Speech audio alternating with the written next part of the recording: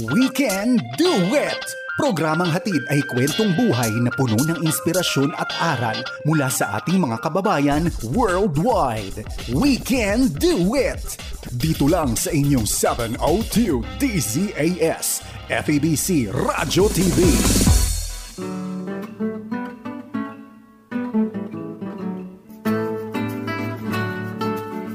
From Southern California, the Far East Broadcasting Company presents We Can Do It!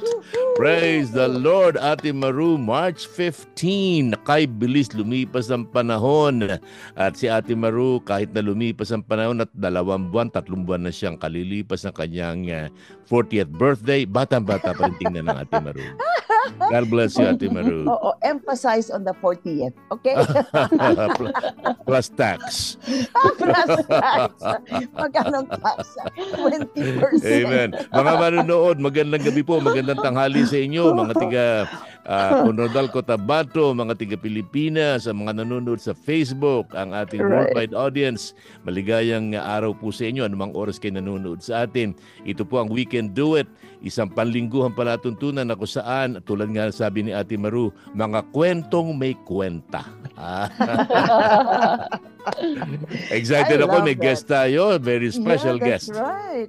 Our special guest for today ay kung na-remember natin last week, ito po ang may bahay ng guest natin last week, si Pastor Dennis Asuncion. Right. Ang ating guest ngayon ay very, very young wife pa. At siya po ay former chemical engineering and chemistry professor. Whoa. Graduate from Mapua. Ooh. Wow. And then graduated Master of Education, major in chemistry in De La Salle University with high distinction. Amen. She is also a Master of Divinity at the Philippine Baptist Theological Seminary in Baguio City with first honors. Whoa, talaga naman. And then Diaspora Award with Pastor Dennis. And recently, she is the worship leader and plays the guitar. Oh, wow. Plays the guitar with the praise team. And she is also the coordinator, worship coordinator ng special events. And then couples and women's fellowship speaker about discipleship and worship, music, training, life group, and home Bible study, co-leader, teacher, missions. It is frozen. Okay. Yeah.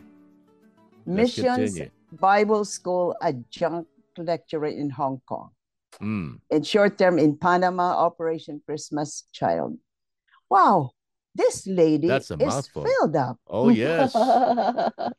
And young as she is, oh wow, praise God for your life, Rose. Salamat. God has blessed you with so many things to share with us. Welcome to We Can Do It, Ate Rose Asuncion. Thank you po. Praise the It is a Lord. pleasure po. It is an honor. Tutuwa It po is kami an ni honor. Pastor. It's mutual, Iha. Tipin mo, bata-bata pa si Ate Rose, napakarami niya akumplesimiento. Hindi lang nagtapos sa Mapua, ha? Yung mga kumukuha ng chemical engineering. Yung kuya ko, chemical engineering graduate sa Mapua. Talaga po. Napakahirap po. Napakahirap talaga. Talagang hindi madali yan. Hindi siya nagpastor na tulad ni Ate Rose. Isipin mo, si Ate Rose mayroong Master of Divinity, may MDiv siya sa Pabats. At mayroong honor. Kaya yung mga sermon niya may halong kemiko. Kaya hindi maganda doon sa Ate Rose. May object lesson po. Amen. Nakasama. Nakakatawa ko sabi si Ate Rose. She's so jolly. Punong-puno ng buhay.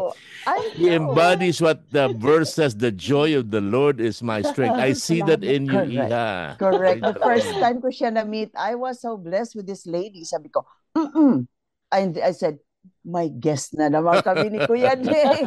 Amen po. Amen po. It's a humbling experience and privilege.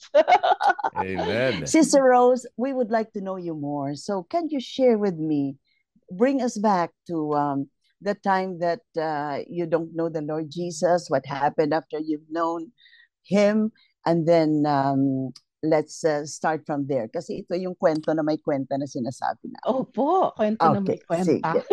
Go ahead. Actually po, I was born a Catholic. Bata pa po ako, 5 years old lang ako.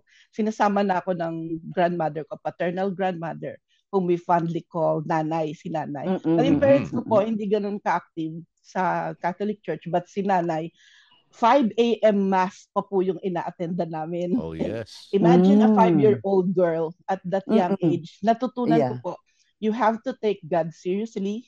You have to respect Him. Yun. And may kumakanta pong mga children's choir doon sa 5 o'clock mass. Pag naririnig ko, parang ko nakikinig sa anghel. So yun po yung unang mga experiences ko spiritually. Yun. So, noon naman pong lumalaki na ako, syempre elementary, mga kaklase kabarkada, nagkakausap-usap po.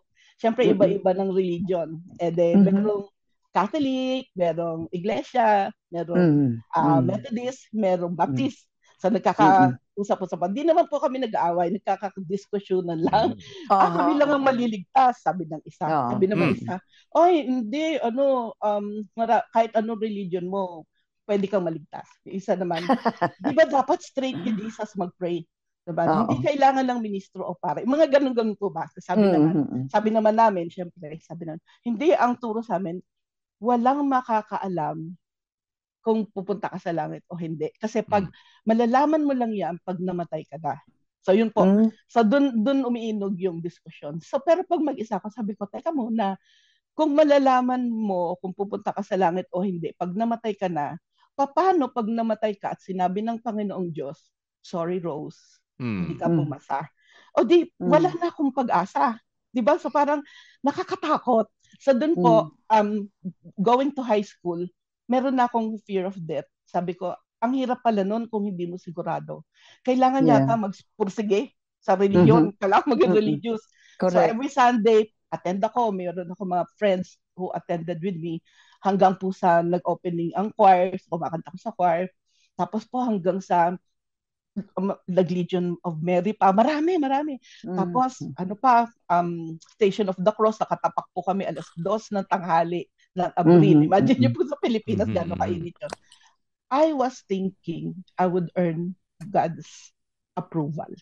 Favor, Opo, ang favor ng Panginoon. So, siguro po, isa sa naka-shake ng faith ko at parang I was confronted with my mortality.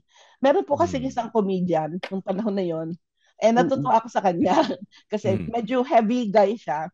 Simple lang siya umarte pero matatawa ka sa kanya. So situational comedy po yung kanilang series. So sabihin po natin napanood ko siya na Tuesday. Tapos Thursday biglang binalita, namatay na daw po. Although of course taping, di ba? Namatay. So na-shock ako. Sabi ko, life is so short, life is not so sure, so unsure. Parang gano'n, isang iglap lang, pinapanood ko lang siya, tapos namatay na siya. So, lalo po ako natakot. Tapos, meron pa pong magkapatid na nabalita sa news na, magba-birthday yung batang kapatid. Tapos, nagbibiroan lang naman. Inakisa niya yung birthday nung kapatid niya. Sabi niya, wala kang birthday. So, dumating naman tong bata. Ikaw na wala ka rin birthday. So, tinignan niya sa kalendaryo yung birthday, tapos inikisan. Now, nag-aabang po sila ng bus. Nasa bus stop po, nasa island. Okay. Ang bus, nag-swerve. And, nasagasaan po sila dalawa, namatay po pareho. So, yun po yung balita. Di lalo akong natakot. Dahil yung bata, at least yung komedyan, medyo may edad na. Sabi ko, walang pinipili. Paano kaya yon? So, nandun yung carried na takot ko. Ngayon ito pong si Kuya, siya po yung naunang naging Christian sa campus ministry. So, nag-attempt po siyang mag-share sa akin. Nilalagyan niya ako ng maliliit na babasahin mga tracts sa mga chemistry books ko. Di ba po, natutunan ko, igalang mo ang Diyos. Sabi ko, iba yung religion niya, nagbago na siya ng religion, pero hindi ko ito pupulitin. Basta itatabi ko lang, pero hindi ko po binabasa. Hanggang sa isang araw, it was almost 9 p.m. Punta po siya sa room. Rose, sakali bang mamatay ka? Sure mo ba? Napupunta ka sa langit. And then that was the question again. Na-confront na naman ako the very exact same question na ina-ask ko sa sarili ko. Sabi ko, hindi, Kuya, I'm only hoping natatanggapin ako ng Panginoong Diyos. At nagpupursige ako. I'm really, giving my effort para matanggap ako. Kasi yun po, nilahad niya po yung gospel sa akin. And na-realize ko, sabi po sa Isaiah, di ba, ang mga mabubuting bagay, ay mga mabubuting ginawa natin ay maruming basahan lamang sa paningin ng Diyos. Sapagkat tayo marumi, meron tayong kasalanan. Yun po, ang kabayaran ng kasalanan ay kamatayan, ngunit ang kaloob ng Diyos, regalo niya, libre, walang bayad, ay buhay na walang hanggan sa pamamagitan ni Hesus Kristo. Amen. Ang linaw sa akin. Tapos sabi pa po na na kung ipapahayag mo, mananampalataya sa puso mo na si Lord Jesus ang Panginoon at binuhay siya after 3 days, at ipapahayag mo sa bibig mo na siya ay Panginoon, ikaw ay maliligtas. For whosoever shall call upon the name of the Lord, yon shall be saved. Yon. The wages of sin is death, but the gift of God is eternal life. Sa isang kondisyon, through Jesus Christ, our Lord. So, actually po, hindi ako inilid ni Kuya. Umalis na siya. Tapos talagang, nag-grip ako. Sabi ko, Panginoon, hindi ko pala pwedeng bayaran yung pagpunta ko sa langit. I'm doing everything possible to my knowledge, to the best of my knowledge, in good faith, na mag-a-approve po kayo sa mga ginagawa ko. Pero since may kasalanan, di ba po, all have sinned and fall short of the glory of God. Mm-hmm. So eto po si Lord, He is holy, di ba po, perfect, walang bite dungis. Eto po tayo, sinner, and nakabalalak po dyan yung sin, nakaharang. Mm-hmm. So, hanggat may sin ka, kahit anong gawin mo, nakabutihan, walang nakapararakan sa Panginoon. So, Lord, bankrupt po pala ako. Hindi ko pala pwedeng bayaran yung pagpunta ko sa langit. And na-realize ko po, dumi-dumi ko pala, Lord. Patawarin mo po ako sa kasalanan ko. Kasi meron din ako kasalanan. May ginagawa ako mabuti, pero may kasalanan din. Dapat po pala malinis yun. And isa pa po sa shinare ni Kuya, kahit na gaano kapula yung kasalanan mo, gagawin ko kasing puti ng snow. Nakita po yung contrast between the sin and how the Lord will purify you. Sabi ko, Lord, patawarin mo po ako. And in some sense, looking back, natatawa po ako, medyo comedy, pero no time na yun, seryoso ako. Lord, wag niyo po muna po kukunin yung buhay ko. Isusurrender ko po muna yung buhay ko. Wag niyo po muna kong papatayin, Lord, please. Kasi alam ko, the moment na kukunin niya yung buhay ko, at nang hindi ko tinatanggap si Kristo sa puso ko, pupunta ako sa kapahamakan. Akong magbabayad ng kasalanan ko. Pero si Kristo, siya na yung substitute. At sabi ko, Lord, I accept you to my heart as my personal Savior. And Lord, please be here in my heart. Inanyayahan ko po kayo sa puso ko bilang Panginoon tagapagligtas. Alam niyo po, walang audible sound. Diba, minsan naghihintay tayo ng audible sound from God. No, wala po. Pero there is a distinct impression sa puso ko na para po bang niyayakap ko ng Panginoon. Anak, lika rito, my daughter, lika rito. Inadmit mo na makasalanan ka, na marumi ka, kailangan mong magpalinis sa akin, lilinisin kita. Papatawarin ko yung kasalanan mo. And lika dito, you're reconciled with me. And I love you. I died for you. And I'm living forever to be there for you. So, ayun po ako naiyak. Para, lang po yung alam niyo, rocking to and fro. Lord, please, I'm sorry. And I accept you as my Lord and Savior. Ganun lang po ako. And there was a few minutes na hindi po ako nagsasalta. Ganun lang ako. And peace flooded my whole being. And that was the time I know that the Lord has forgiven my sins and has accepted me as His daughter. Yun po. Alam niyo po mga nabago, before, di ba, meron akong fear of death. Natakot akong mamatay. Nawala po. Kasi alam ko, kung sakali makunin ako ng Panginoon, I will be with Him. To be absent from the body is to be present with the Lord. With the Lord. So wala na yung fear of death.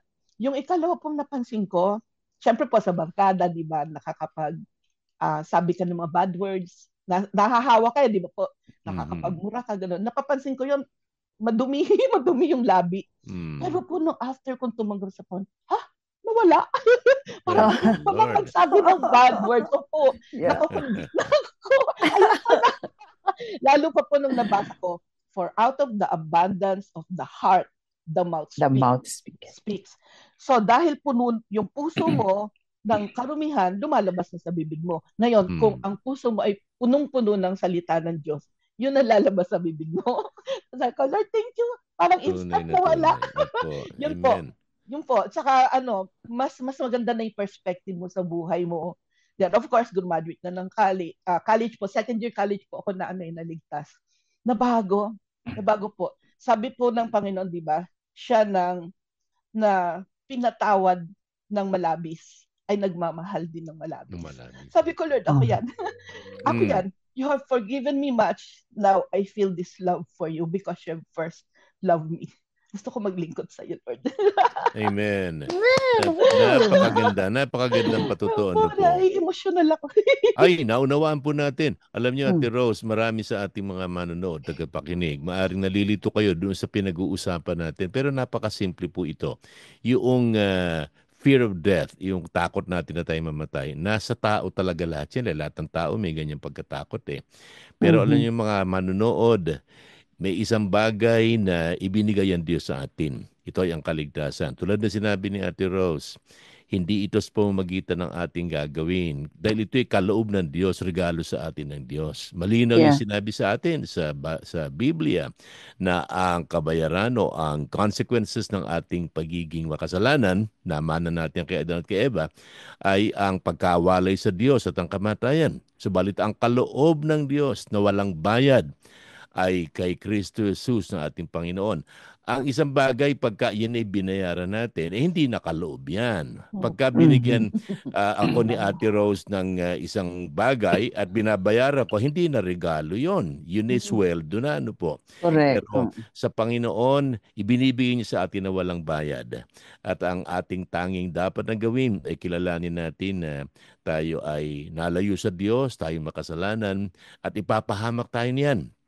At ang kailangan natin ay tanggapin ng Panginoon at anyayahan siya sa ating puso at buhay. Ito yung ibig sabihin ng nanampalataya tayo sa Panginoon. Napakagandang patuto at isa kong tuwa na narinig ko kay Ate Rose na wala sa kanya yung takot sa kamatayan. Unang-una na. Pangalawa ay binigyan siya ng Panginoon ng bagong puso at bagong labi, kung pwede ko magamit. Yes.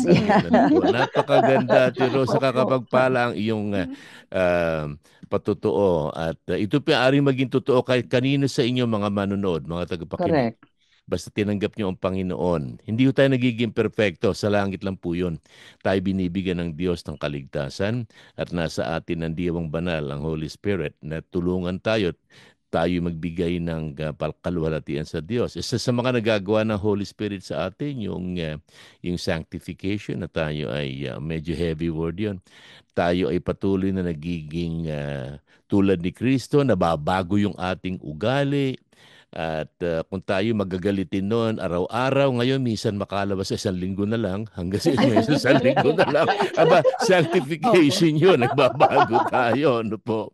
Ganyan ang buhay ng isang nasa Panginoon. At hindi ho etiketa ang dala natin. Hindi po ang label. Hindi ang ganitong iglesia ang magdadala sa atin sa buhay na walang hanggan. Tanging ang ating pananalig sa Panginoon ang magdadala sa atin sa buhay na walang hanggan. Napakahalagang maibahagi po namin sa inyo ang katotohanan yan. At malalaman ninyo na kayo ay ligtas at nasa Panginoon. Ngayon pa lamang na kayo buhay. Hindi yung para bang maghihintay tayo na pagkatapos ng kamatayan, tatanggapin kaya tayo sa immigration sa langit. Papapasukin kaya tayo.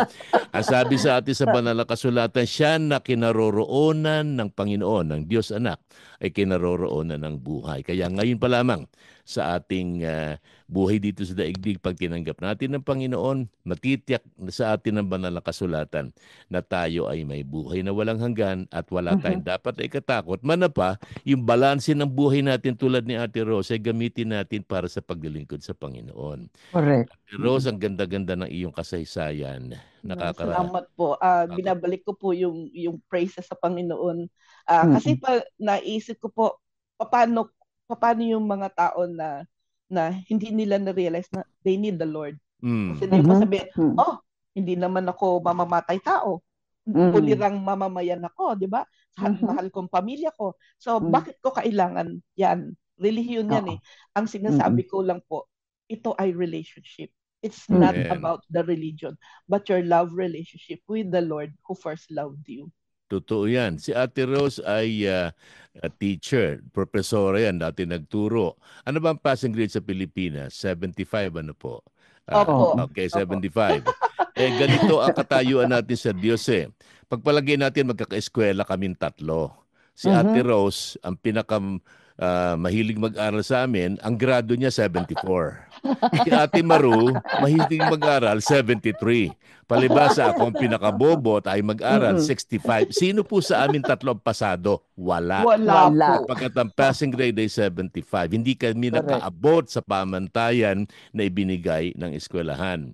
Subalit, ganyan ang ating katayuan. Subalit ito ngayon. Paano tayo nakakapasa? Kumapit tayo doon sa nagbibigay sa atin ng kapakanan na tayo mapunta sa langit. Ito ang ating Panginoon. Sapagkat ang kaligtasan nga po ay aginaldo sa atin. Kung papasok tayo sa concert ngayong gabi, may ticket si Ate Rose. Ang ticket na papasukin natin, halimbawa, malaki na ba yung 1,000 piso? 1,000 piso yung ticket. Si Ate Rose may 800. Si Ate Maru may 700. Ako naman mayroong 5 pesos. Sino sa atin ang papasok? Wala. Wala pa rin po. Pero ang ginawa ni Pastor, nakita niya kami, ba't kayo narito? Hindi kami makapasok eh. Ginawa ni Pastor, bumili siya ng 3 tickets at sabi niya, ito Rose, Maru, Dave, sino sa ngayon ang pwede na pumasok sa langit? Kaming 3. Pero ngayon, tinanggap ni Ate Rose yung ticket, papasok siya. Si Ate Maru, tinanggap niya, papasok siya. Sabi ko, fake ho yata yung ticket niya, hindi ko tatanggapin yan. Kahit na libre yung binibigay na ticket, hindi ko pakikinabangan kung hindi ko tatanggapin. Kaya dapat gawin natin, tanggapin natin yung ticket na ibinibigay ng Diyos sa atin. Buhay na walang hanggan, hindi natin kayang bilhin yun sapagkat kapos tayo. Pero kung atin tatanggapin ang alok ng Diyos, tayo may buhay na walang hanggan.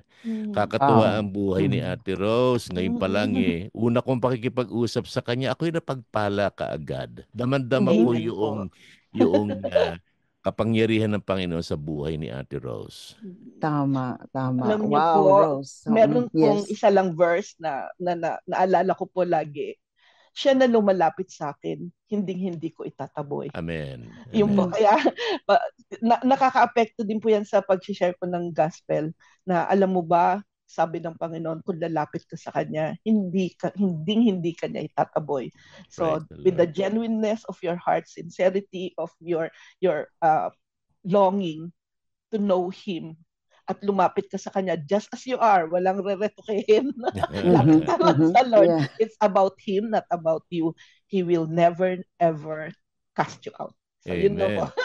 Tuloy natin yung pag-uusap sa darating na Sabado. Marami tayong pag-uusapan pa. Igagess natin uli si Ate Rose sa Sabado. Ate Maru, bago tayo magwakas. Just a reminder po, we are so blessed today. And I'm sure there will be more blessings from the Lord, from the program o lahat po ng mga programa dito sa DZAS.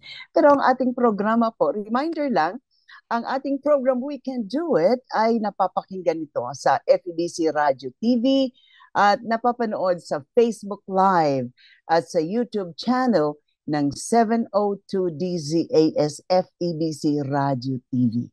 And we are so blessed ang ating programa ay napapakinggan din sa Mindanao, especially sa Coronadal, South Cotabato.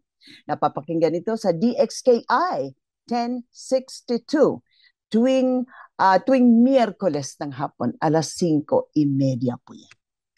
So, wow, what a blessing to hear someone sharing the love of God. And ang aming panalangin po ay sana maging challenge ito sa mga nakikinig to have a personal relationship with the Lord Jesus Christ. So, Kuya Dave, you have something more to say?